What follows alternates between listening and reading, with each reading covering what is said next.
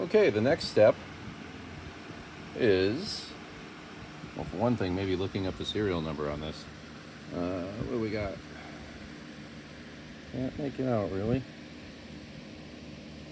Well, I probably could if I look at it with my own eyes, but anyway. Hey, new stuff got on there. That's a shame. This is how it looks after a single kind of rough treatment with the Brasso. You know, the edges look good. You know, I went inside, cleaned up the screen. Oh, got a little something right there. I don't know what that is. Is that a bug? Better not be a bug. I don't want to see any bugs.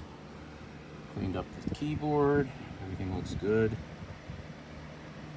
Got a little edge crud there in the screen.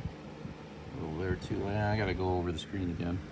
The screen itself is good. It feels like, you know, no debris at all on there.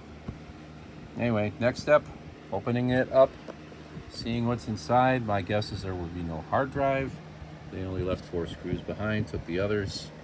Shame on them. Do they really need all those extra screws? There were 20 of these suckers.